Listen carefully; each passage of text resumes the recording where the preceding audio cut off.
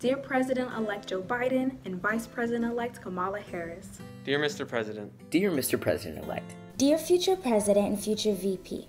Dear Mr. President and Madam Vice President. I think your main mission in your first 100 days of office should be uniting us once again. We are the United States of America, or we were. We have to be united. Like so many others in my community, I'm a first-generation American. For a country so based on the ideals of freedom and literally immigration, we seem to be so afraid of people who are different. I just generally hope that this country can regain a sense of unity during your term. I want you to know that a lot of people from Mexico that come here to the United States looking for a better life are being mistreated and separated from their families. Also, they are being oppressed by racism. I hope that while you are in office, you begin to address the issue of inequitable education in America. The injustice in this country is utterly horrendous. Black people have been in this country for over 400 years. They built this country, and we're still being murdered out on the streets and lynched, and there is no justice. I hope you acknowledge that the LGBTQ+ community is also under attack. I am too young to be worrying if I will die. I am too young to be worrying if my friends will die.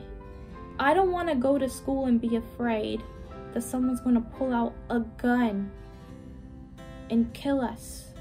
One of those issues is how we're facing police brutality and systemic racism in this country. As a Black person, I'm wondering if I'm going to be okay at the end of the day, every day I go out, if I'm going to be alright, if something's going to happen to me.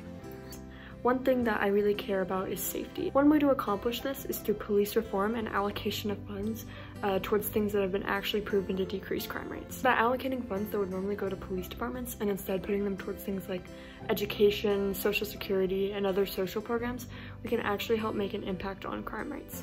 I want you to know that I care about homelessness. I feel that everyone should have the same chance to survive in this economy. My hope for my community and for this country is to create more programs for those in need. I think it would be nice of you to help low-income families with COVID protection, doing things like opening up little health centers in low-income areas so people can get the help they need. Climate change is another glaring issue that the world has yet to confront.